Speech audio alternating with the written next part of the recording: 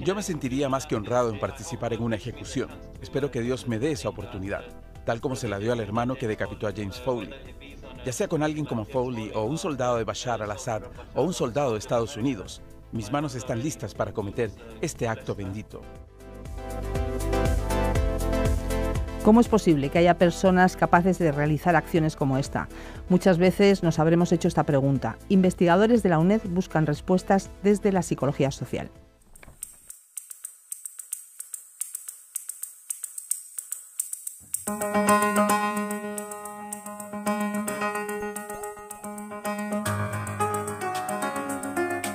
El sentimiento visceral que algunas personas tienen hacia su grupo y que les lleva a comportamientos extremos es lo que se denomina fusión de identidad, un concepto creado por un equipo de investigadores del Departamento de Psicología Social y de las organizaciones de la UNED, pionero en el estudio de este tipo de procesos.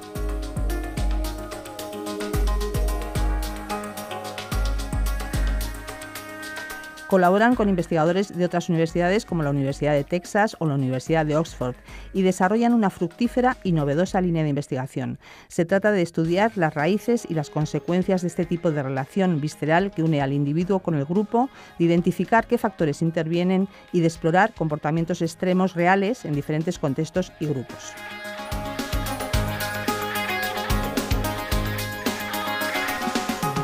Una de las líneas que desarrolla esta investigación se centra en qué relación hay entre la vivencia de ciertas experiencias que han marcado a un grupo, como por ejemplo puede ser al grupo de españoles los atentados del 11M, con la fusión de identidad.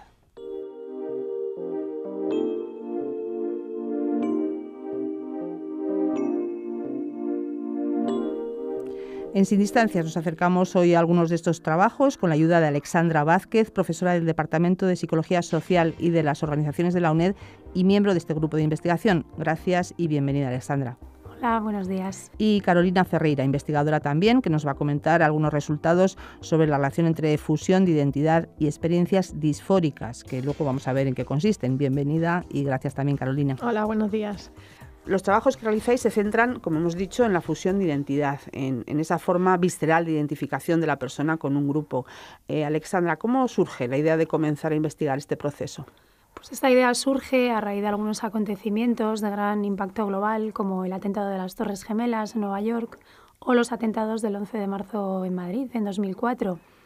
Los modelos teóricos que hasta ese momento habían tratado la relación del individuo con los grupos se quedaban cortos a la hora de explicar comportamientos tan extremos como esos, comportamientos que se llevan a cabo en nombre de un grupo.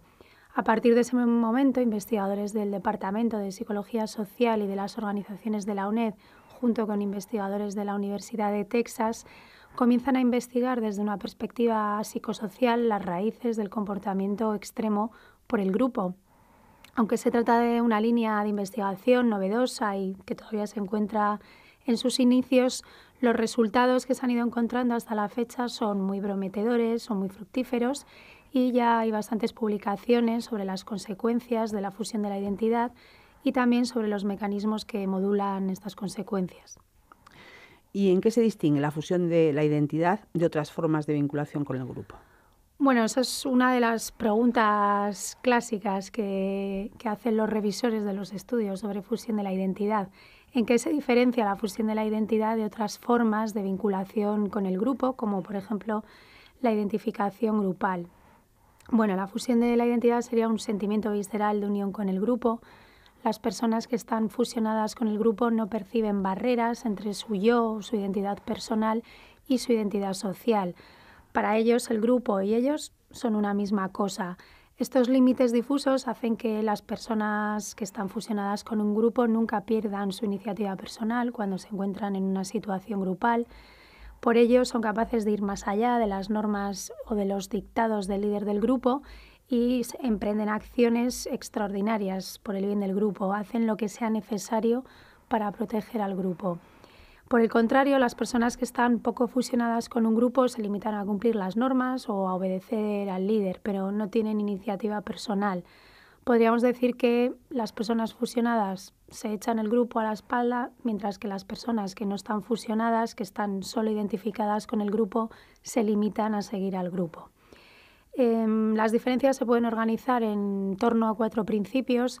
El primero sería que las personas que están altamente fusionadas con el grupo mantienen su iniciativa personal en situaciones de grupo, mientras que las personas que solamente están identificadas con el grupo, cuando están en una situación de grupo, tienen activa su identidad social, pero tienen desactivada su identidad personal. Este proceso se conoce dentro de la teoría de la identidad social como despersonalización y es algo que no ocurre en el caso de la fusión de la identidad.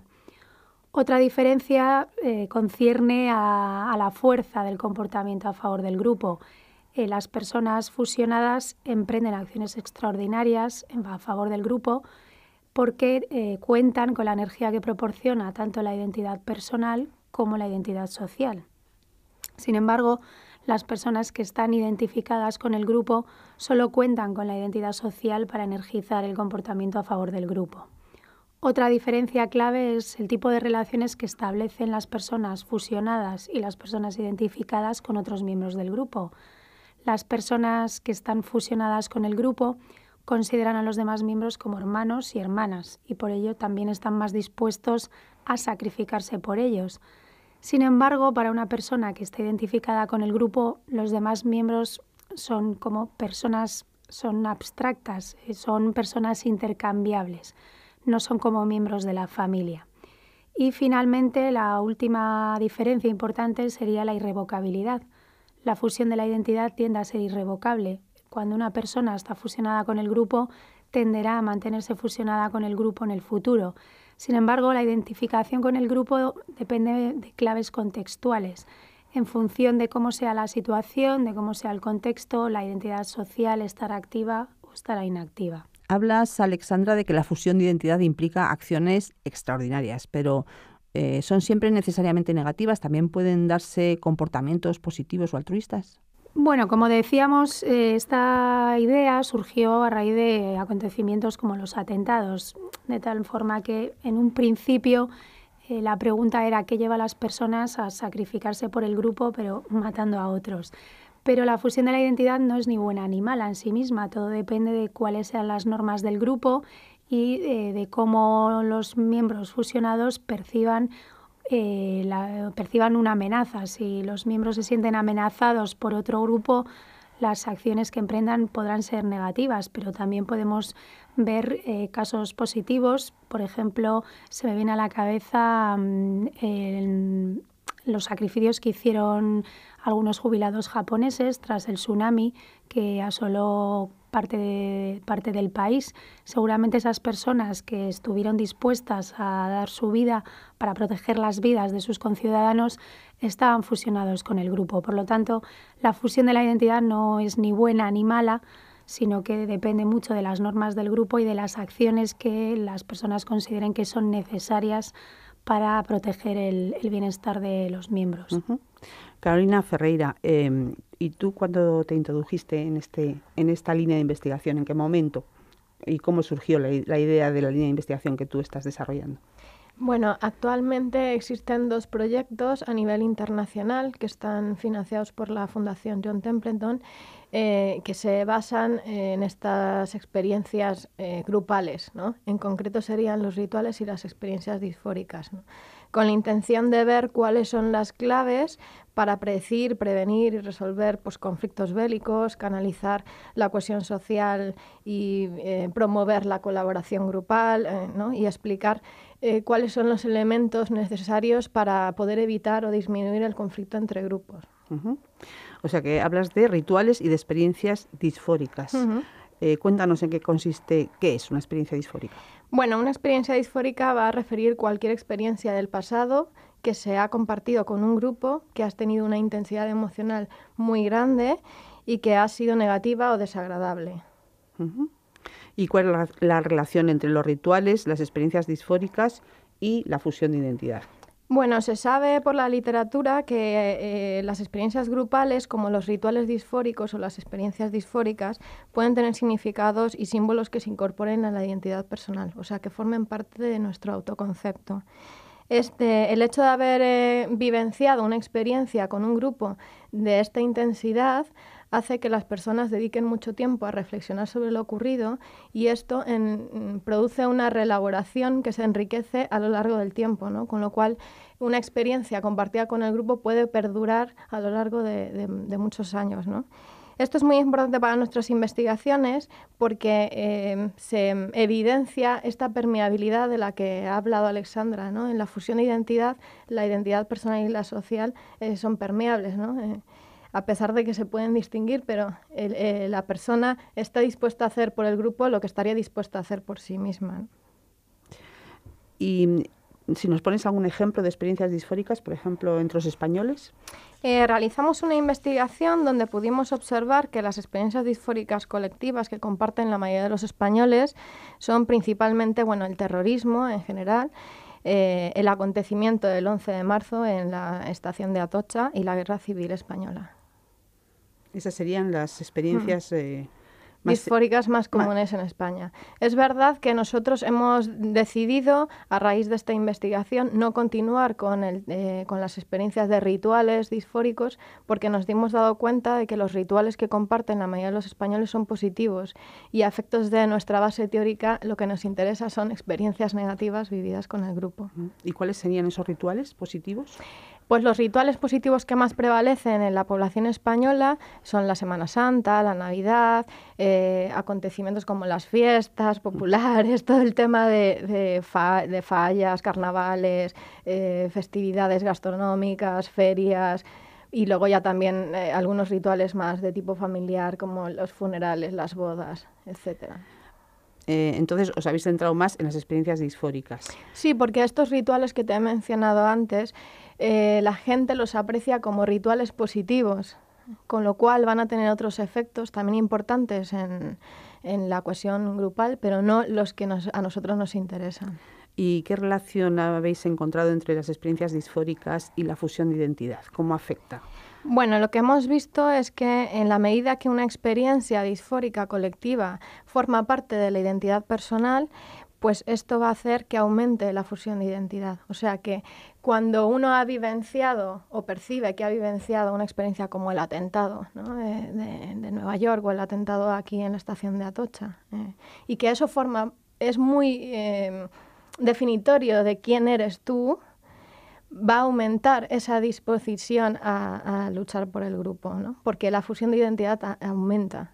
O sea, tu sentimiento de conexión familiar con esas personas que forman parte del grupo va a ser mucho más intensa. A lo mejor por eso hay tantas experiencias en el sentido de que hay gente que ha sufrido un acontecimiento de este tipo tan traumático, luego se ha dedicado a hacer asociaciones o ayudar a otras personas o se ha implicado trabajando en favor de la ayuda y de la cooperación con esas personas.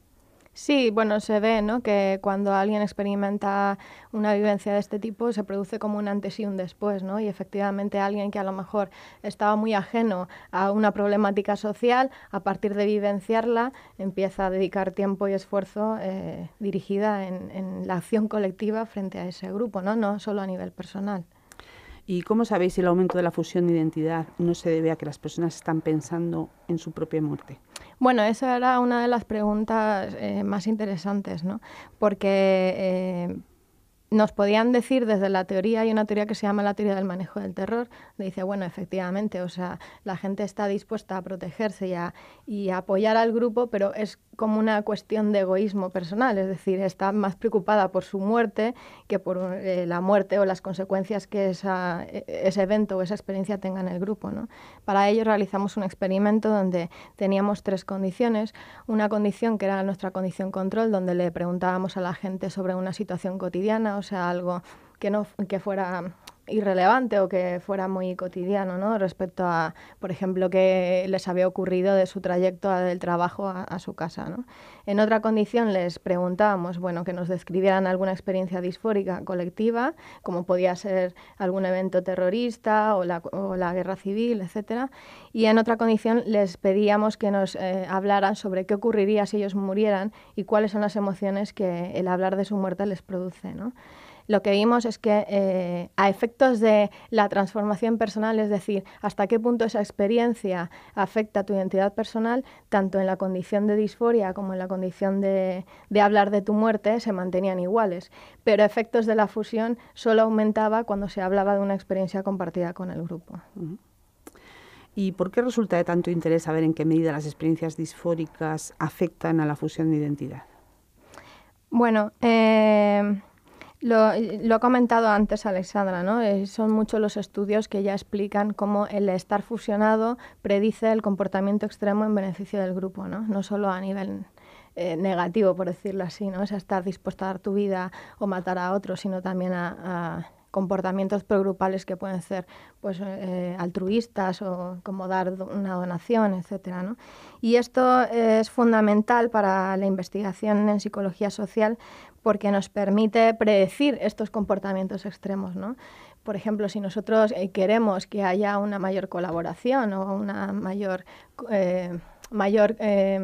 comportamiento progrupal respecto a un grupo en concreto, pues teniendo estas claves será mucho más fácil, ¿no? O sea, poder influir en esas personas para que al final haya esta cohesión grupal que vaya hacia algo positivo, ¿no? Sí, Alexandra, esta sería la parte más aplicada a lo mejor de todas estas investigaciones que estáis llevando a cabo, ¿no?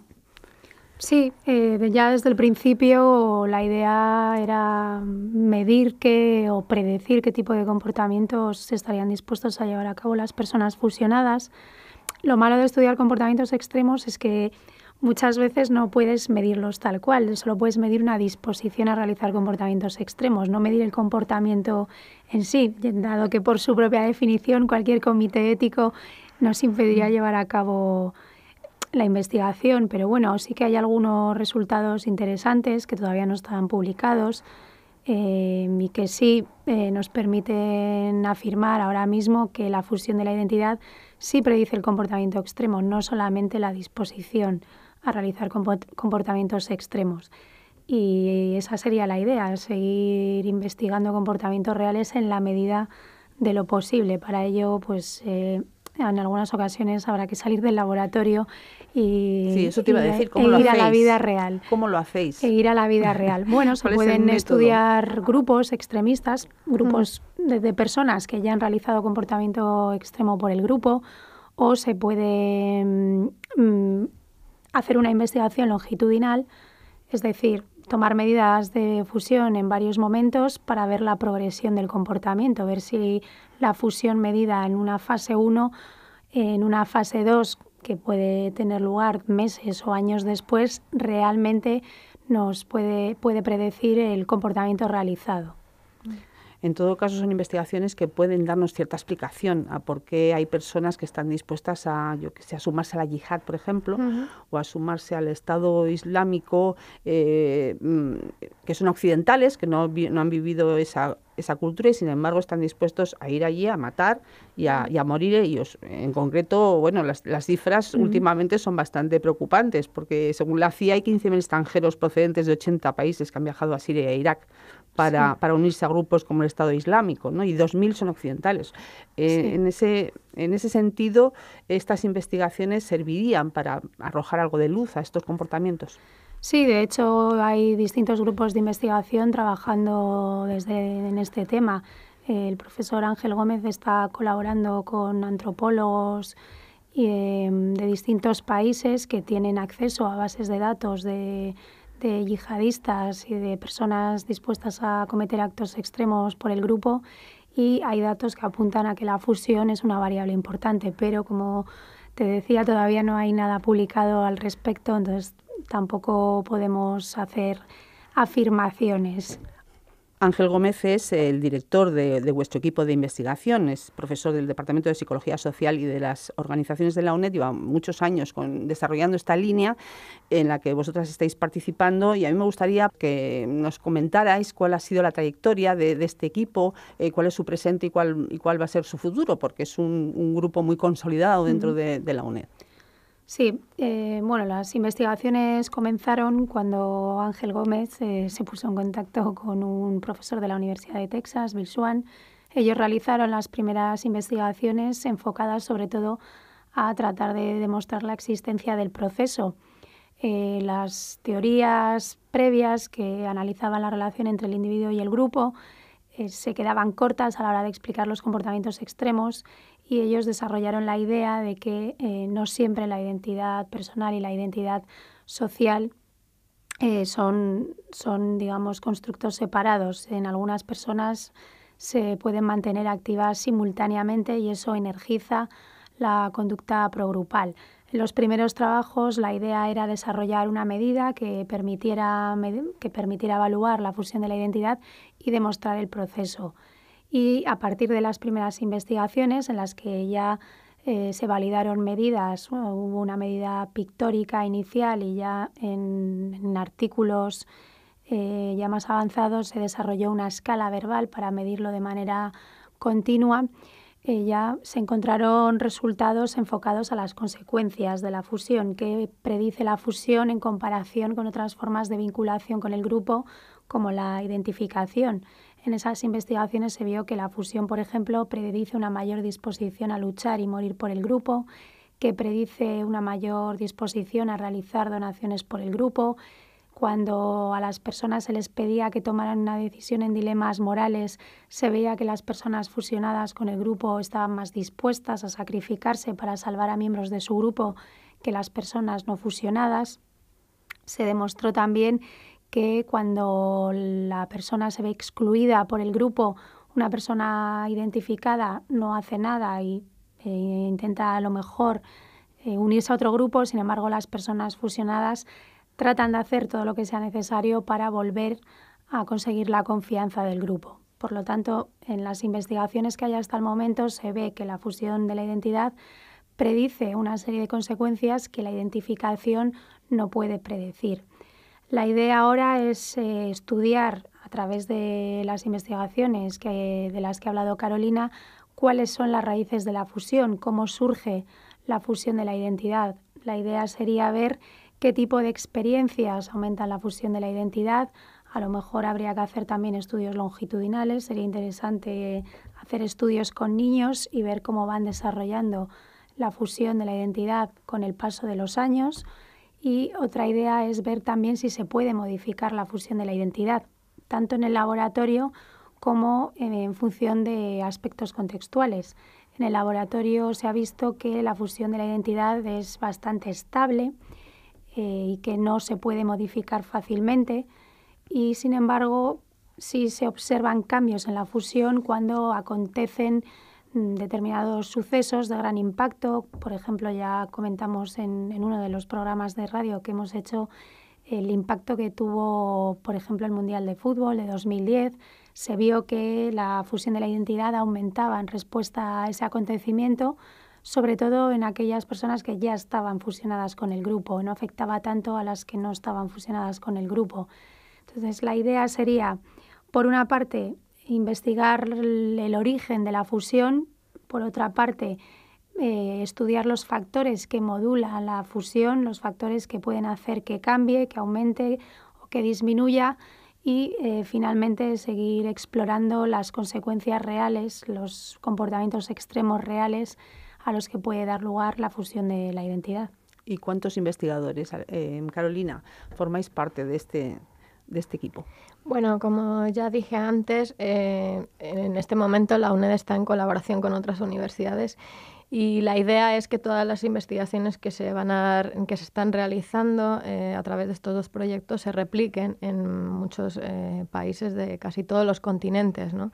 Para ver en qué medida los efectos son los mismos independientemente de la cultura. Con lo cual, para poder hacer un proyecto de esta magnitud, ¿no?, a nivel internacional, pues en el equipo no solo estamos psicólogos sociales, sino también hay antropólogos, hay biólogos, es decir, hay profesionales de muchas otras disciplinas.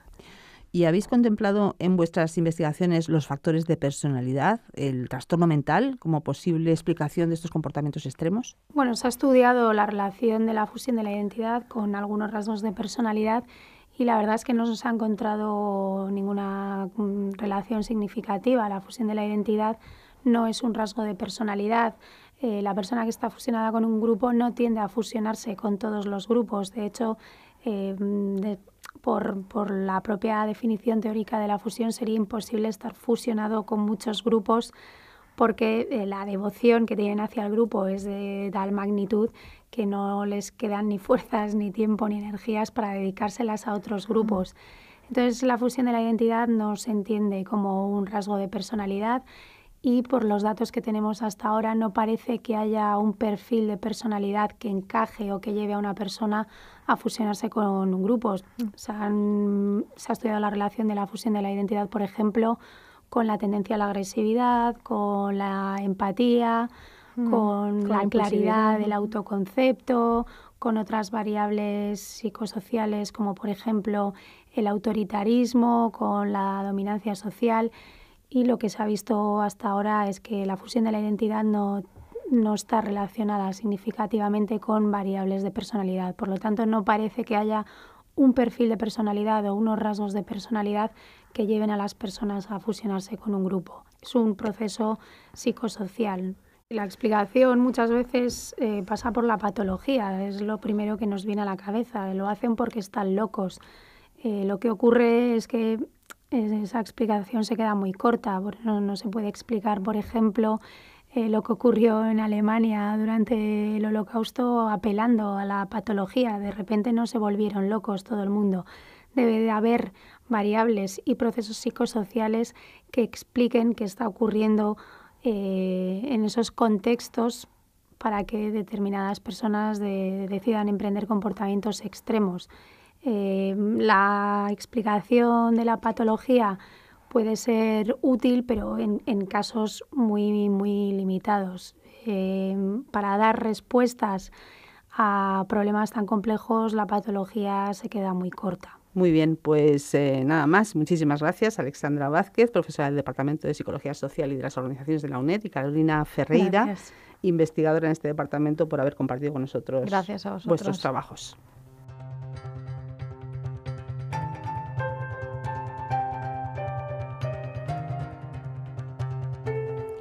Seguiremos hablando de estos temas en un próximo programa en el que vamos a contar con otros 2 investigadores de este equipo que están trabajando en comportamientos extremos en algunos grupos ecologistas que practican la violencia para salvar la tierra y defender valores ambientales. Eso será en enero.